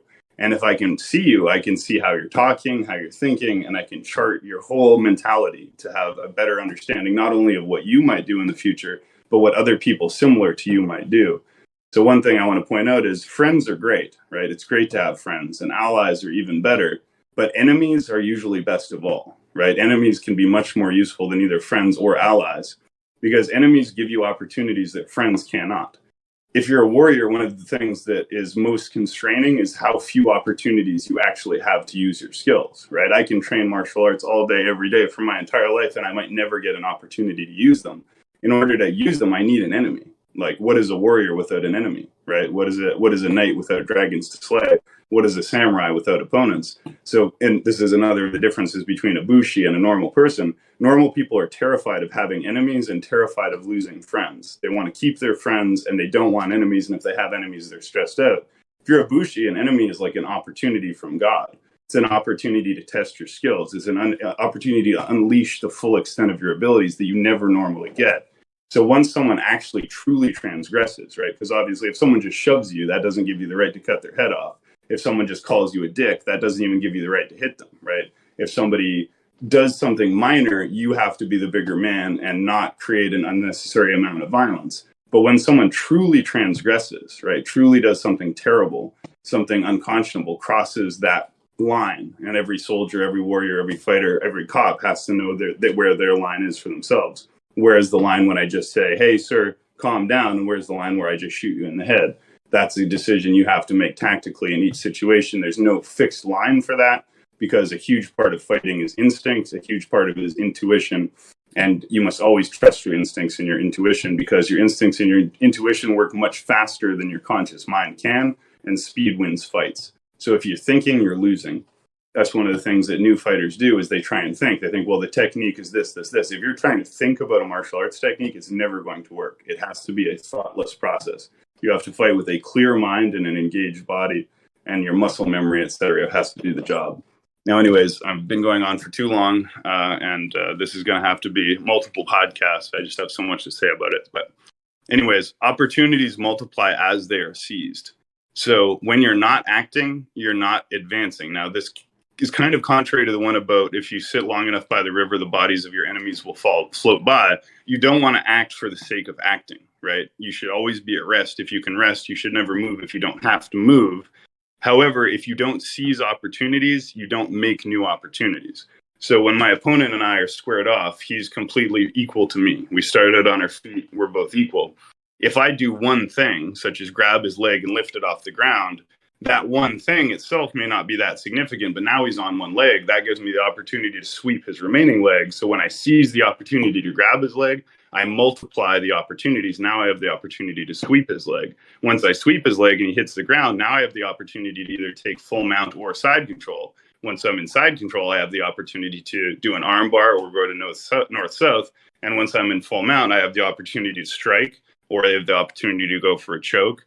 So the point is, be active, right? Always be pushing, always be doing something, always be attacking, not because that attack is necessarily going to work, but because that attack is going to create a response that is going to open up new opportunities. So you're constantly trying to break open opportunities and seize opportunities. You think of like a decision tree, like one line first branches into two branch into four into 8. So the more you act, the more action that you can enact. Similar in a way, victory comes from finding opportunities and problems. And this is like something like people who've known me in my server all the way back to Roundtable. No server and no server owner, as far as I know, has ever been attacked, harassed, betrayed, and fucked with as much as me. I've had a never-ending stream of malicious, dishonest, and malevolent enemies come after me, and never-ending people that betrayed me, and never-ending like crises and problems that people try and create. And people say, oh, like, depending on if you like me or not, people go, oh, poor Shogun, it must be hard to deal with all that. But the reality is, without that, the server would never have grown as quickly as it did. Every single one of those betrayals, every single one of those enemies is a massive opportunity. When you have an enemy, one, you have the opportunity to demonstrate your tactical superiority, right? If nobody tries to attack you, you never get to show that you can defeat people. When you defeat people who attack you, that earns respect, not only for your abilities to defeat them, but also for how you handle it emotionally and so forth. Also, everybody knows people rally around a common enemy. So how do you build a community and make it tight? There's nothing better than enemies. External enemies attacking a community is what binds communities together. People circle the wagon, they rally around the flag. So you want enemies. You don't want to create enemies intentionally. That's not going to be a good idea. But when people genuinely betray you, and this is why the core of it all is honor, because if you don't behave yourself with honor, people will legitimately attack you. And then even if you're defending yourself, you won't be perceived as being in the right because you legitimately provoked them. So what you need to do is conduct yourself on the moral high horse, not the moral high horse, but the moral high road all the time. You have to conduct yourself with honor, never start a fight you don't have to, never start a war at all. Always make peace the first and second option, always extend the olive branch, always try diplomacy. War is the failure of diplomacy, and war is diplomacy by other means, or diplomacy is war by other means. So war is always the last resort, not only because that's what's most ethical, but because that's what's most practical. Because you always want it to be shown that you did not start the fight. And this is why every war must have what's called a casus belli. Casus belli means cause for war. And if you don't have one, you manufacture one. That's what people do in the modern world, which is like false flags and stuff like that. That's evil. You don't want to do that. What you need, though, is a legitimate casus belli. If you don't have a legitimate cause for war, you should not be fighting.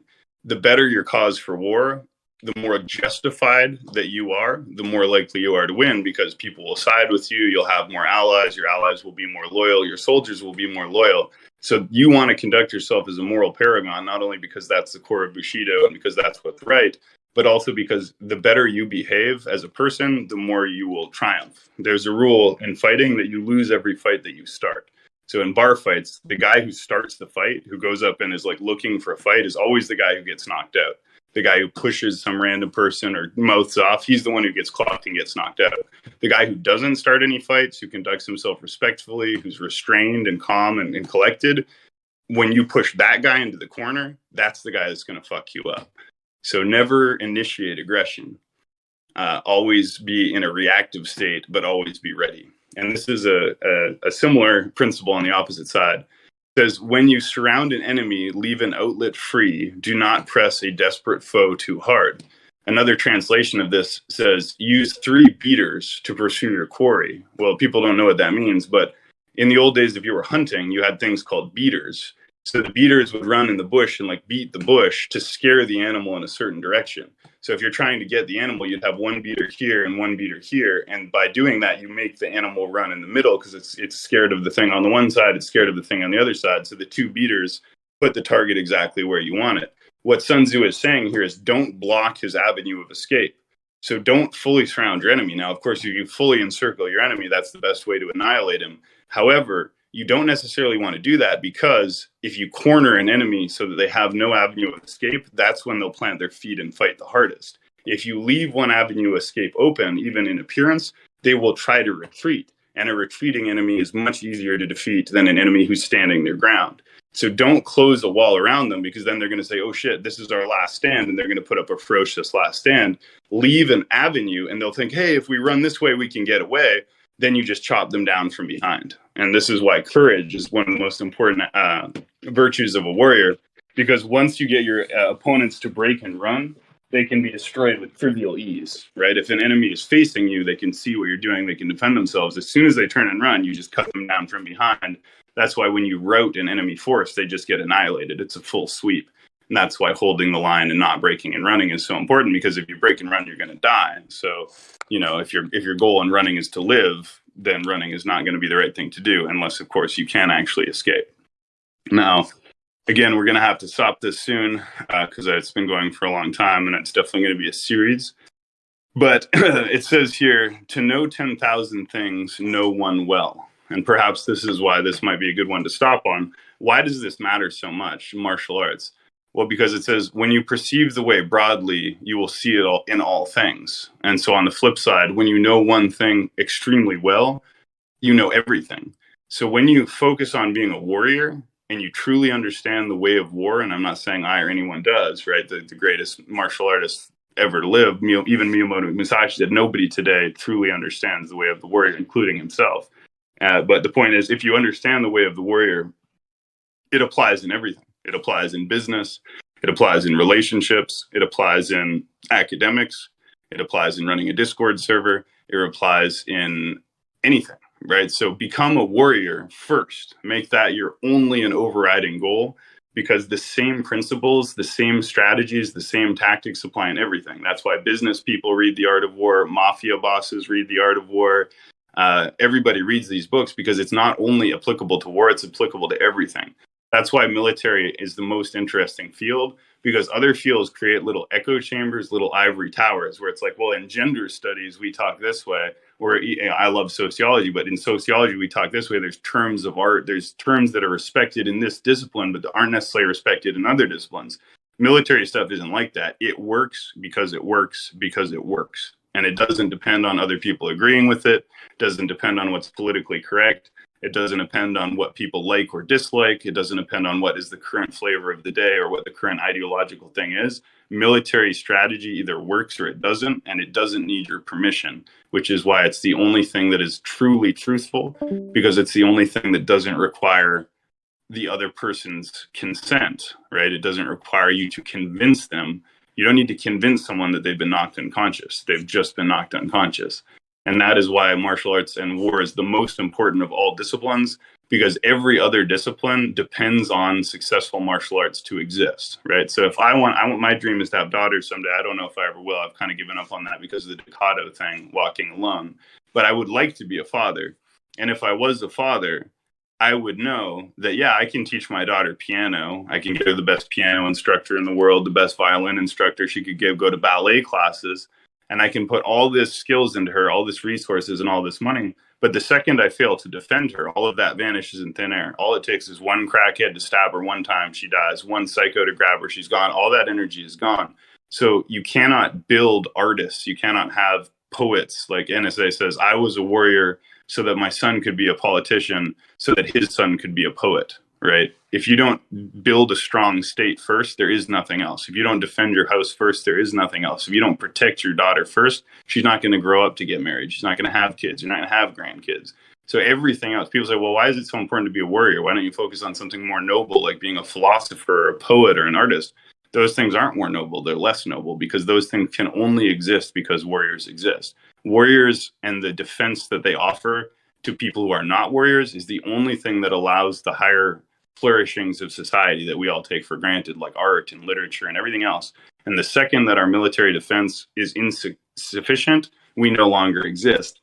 Therefore, the survival of the state depends on warfare. Therefore, it is necessary to study these things well. I'm pretty sure that's actually the very first line in The Art of War. And I want to check if I'm correct about that. If I can find my book. Apparently, yeah, here it is. Let's see if I remember correctly. The very first passage in The Art of War by Sun Tzu, because I believe it is precisely that. Hold on.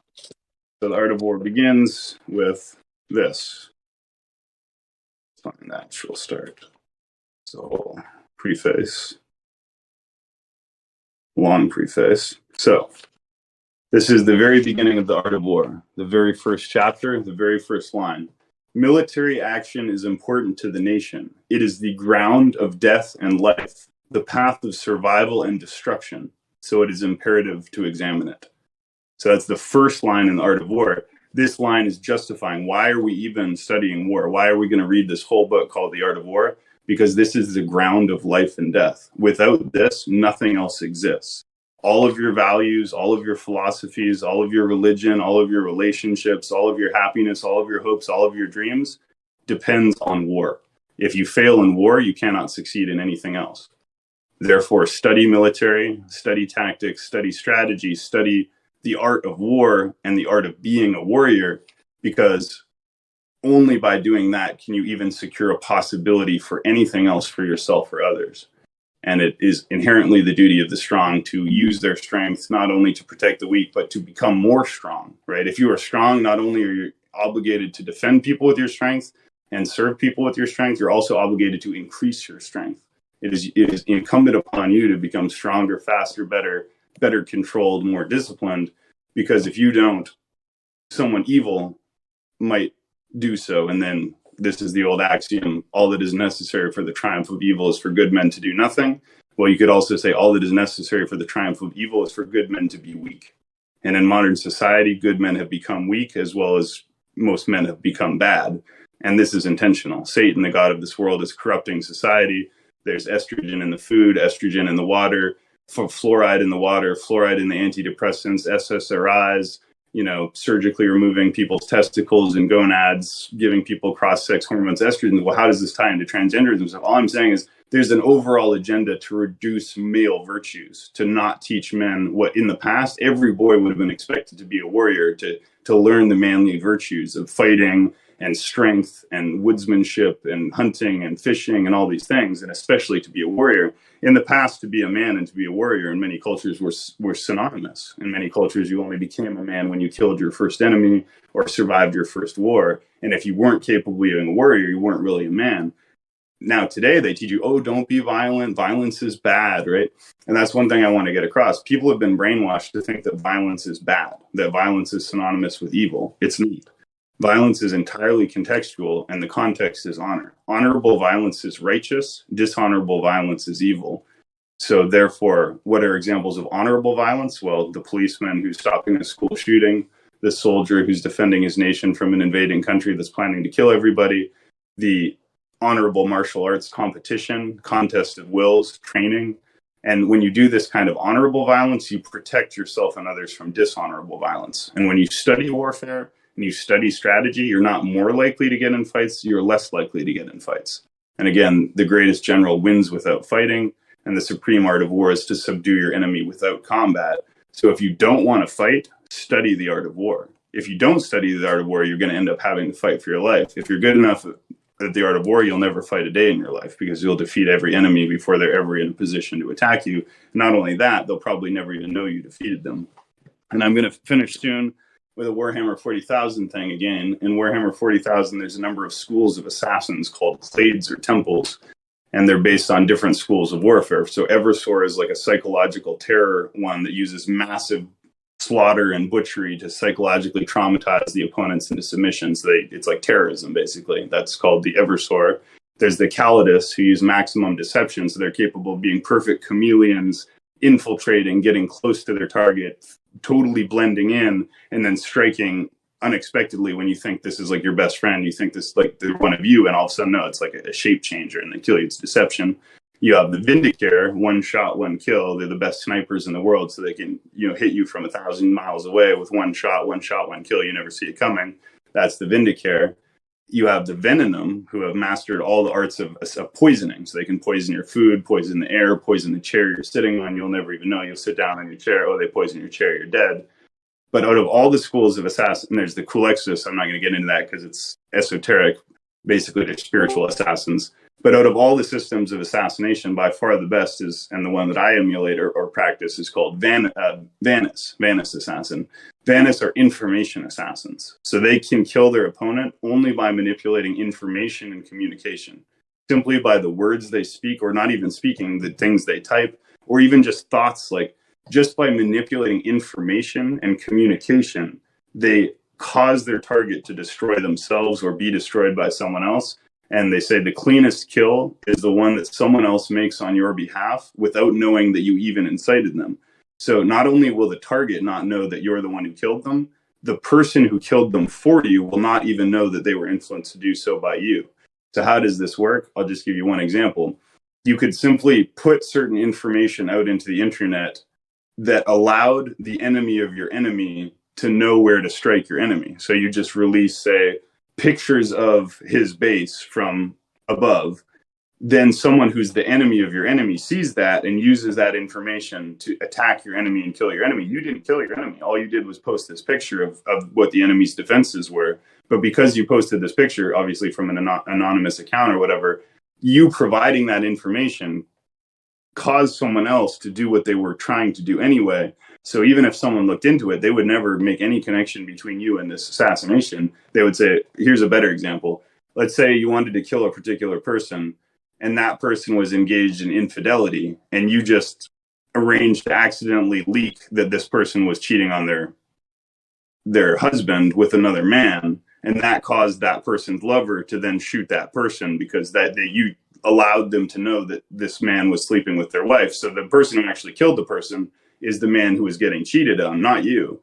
And also, he doesn't even know that you're the one who told him that he was cheating on his wife. So you didn't kill anybody. You literally sit at home, you say some words or release some information. If you have a sophisticated enough understanding of other people's psychology, cause and effect, and chains of logic, then you can allow someone else to kill your target for you. And obviously, I'm not advocating violence or anything of the sort, but this is about war. It's about strategy. I'm not advocating any kind of crime. We're just talking about tactics in a thought experiment kind of way. But it's even more than that. It's not about just like incentivizing or subconsciously gaslighting or manipulating someone into doing your duty work for you. It's also about allowing other people to destroy themselves simply by the way that they broadcast information about themselves. And this is where you come back to, how do you become the best warrior? Conduct yourself with honor. Don't do anything bad. Don't tell any lies. Do everything sincerely and be transparent and integral. Then other people will use deception against you. So again and again, nobody can, beat me really in debate necessarily. Not like I can't lose a debate, but it's hard for people to take me on intellectually. Nobody really can take me on physically. Of course, there are people who can, but usually they can't. They can't control the server, the perms, and that. So what weak enemies do when they attack strong enemies, they say, well, we can't outsmart him, we can't outfight him, we don't have any power to speak of. The weak enemy will resort to slander. They will resort to lies, because lies and slander are the weapons of the weak. But as we said, your honor is your bond, and loyalty depends on honesty and so forth. So what you do is conduct yourself with integrity. Other people will resort to slander. Then you simply show what they did was dishonest, and that will destroy them. You didn't destroy them at all. They destroyed themselves. So this Crimson thing, and I hate to use it, but it's a great example. He tried to extort the community. As soon as he did that, he lost all moral credibility and therefore destroyed himself. He was trying to attack me by extorting money from me. That was supposed to somehow give him an advantage. But due to a lack of any tactical insight, he actually destroyed any tactical advantage he might have had, because as soon as you forfeit the moral high ground, you forfeit all sympathy.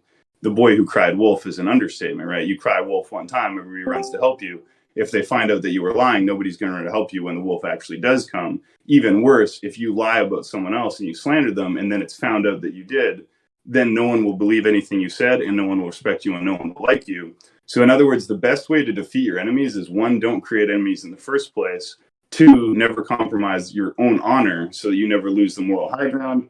Because once someone loses the moral high ground, they essentially have destroyed themselves, because they can no longer hold the loyalty of anybody else.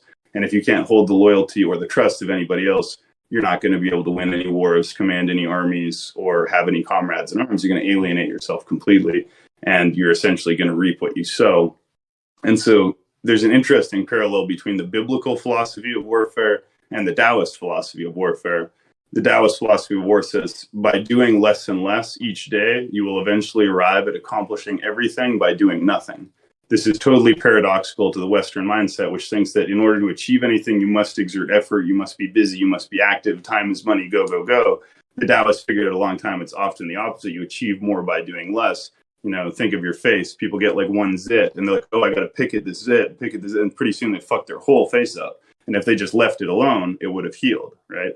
So people get in a fight and they think they have to do a whole bunch of shady, dirty shit, and they're just digging a hole deeper and deeper. So don't start fights. Don't make enemies. Don't compromise your honor. Don't compromise your own defense. Don't give people an avenue to hurt you emotionally, psychologically, or socially. And then if they try to, they will open up the avenue for their own destruction. And this is how warfare is both ethically and strategically optimal. So I'm going to try and close it there, but I'm going to see if we can perhaps find a quote that would summarize this. So one that I just want to say, I don't remember how I said this yet. It says, the purpose of today's training is to defeat yesterday's understanding. This is another good one. Another version of this is, today you defeat your opponent so that tomorrow you can defeat a stronger opponent. It says the victory over yourself today is the victory over your opponent tomorrow. So your real opponent is always yourself, right? Your enemies are not your opponents. They're just training partners. Even in real life, even if people try and kill you in real life, even if you fight actual wars, as a warrior, your only real enemy is always yourself. And the people who think that they're your quote unquote enemies are really just opportunities for you to develop your own Bushido, your own martial qualities. So just always remember, enemies are a gift and war is a blessing, right? Because only in the forge of war can you become strong. And I guess where I'll close is by the metaphor of a sword. Miyamoto Musashi was the greatest swordsman ever lived. Hattori Hanzo, I think, actually might have been the name of a fictional character from Kill Bill. But there is Masamune. Masamune is the real version of Hattori Hanzo. So Masamune was the greatest swordsmith that ever lived. Now, the greatest warrior that ever lived and the greatest swordsmith that ever lived, or in other words, the greatest sword that can ever be made, there's something similar here. The hotter the fire that you make the sword in, and the more hammer blows that you put it on, the stronger the sword is, the better that weapon is. And in the same way, the warrior who puts himself in the most discomfort, puts himself through the most pain, the most training, the most competition, the most fighting, the most difficulty, is the strongest fighter. And when I prayed first, my prayer to God was, God, let me be a holy warrior in your cause. But now I changed my prayer. I don't say that anymore. Now I say, God, make me a sword in your hand. Right? It's an evolution, because a warrior still is in charge of what he does with his sword. But a true samurai isn't in charge of what he does. He's completely loyal and completely obedient. And so the first and most important thing is, if you're going to be a warrior, who are you going to serve? Because if you're a warrior for the wrong master, you shouldn't be a warrior at all. And the only person or entity that truly deserves your loyalty is God. So if you're going to be a warrior, you should be a warrior for God. And if you're going to be a warrior for God, then you should just be a sword in God's hand, because it's not up to you who dies and who lives. So my prayer is, God, let me strike down who you will to be stricken down, and let me spare who you will to be spared. Thy will, not mine, be done, God. Because as soon as I'm using my sword to do my will, then I become a tyrant. You live by the sword, you die by the sword, and you might damn your soul by killing someone, committing murder. So if you're going to be a warrior, you must have no will of your own. You must only have duty and honor. And only in death does duty end. And only in honor can you remain a Bushi. As soon as you forfeit your honor, you become a bandit or a criminal. So your honor is your life, your word is your bond, and live each day as though you were on the battlefield, and you will become strong. So every day when you wake up, armor up, gear up. Pack your bag like you're going to war. Make sure you have all your tools and tactics ready. I never leave home without the Art of War, the Bible, and the Book of Five Rings in my backpack. I never leave home without at least 2 weapons. I never leave home without a first aid kit. I never leave home without a water bottle. I never leave home without X, Y, Z, everything that you would need, just like you would never go to war without all that equipment, because you don't know when the war is going to start. The war has already started. There's a war outside that no man is safe from. War is the perpetual condition of life. Peace does not exist. Peace is an illusion. And if you believe in the illusion of peace, you will become weak. If you believe in the reality of war, you will become strong. So do not even seek peace. Do not even wish for peace. Only wish to be the best warrior you can be. And on that point, I'll close. It says, it is better to be a warrior in a rose garden. It is better to be a warrior in a rose garden than a gardener in a war. Right? So a warrior can sit and enjoy a rose garden and look at the flowers, and just as well as anybody else, he's not deprived of the pleasures of peace by being a warrior.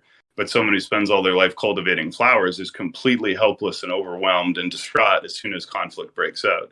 So become a warrior, make yourself strong enough for that most difficult and demanding of activities, and everything else will seem easy and stress-free by comparison.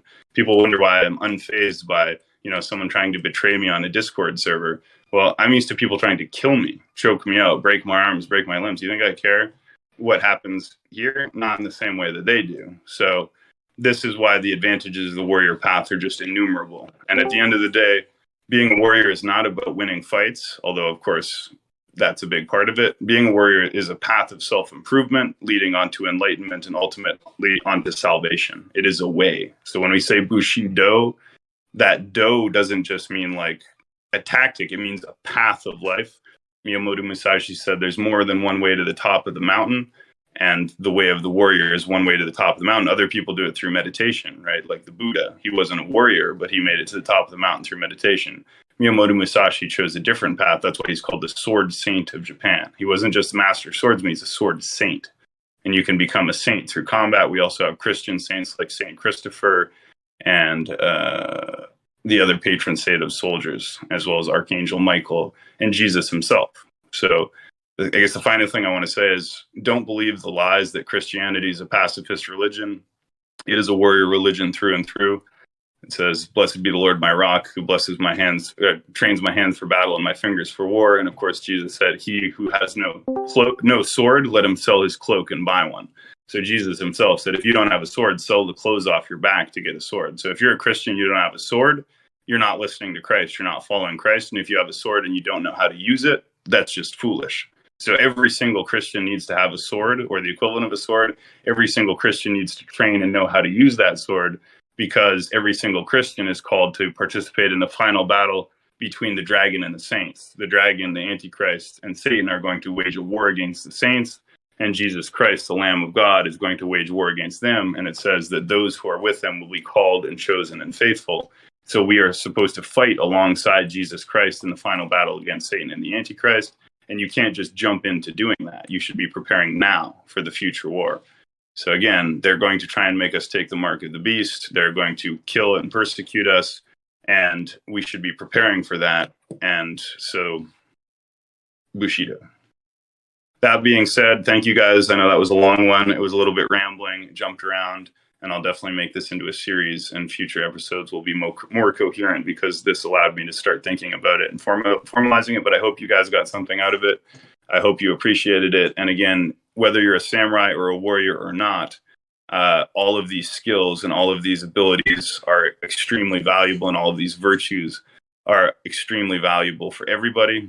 And I'm just going to read this last quote that I didn't read yet from Sun Tzu. Be extremely subtle, even to the point of formlessness. Be extremely mysterious, even to the point of soundlessness.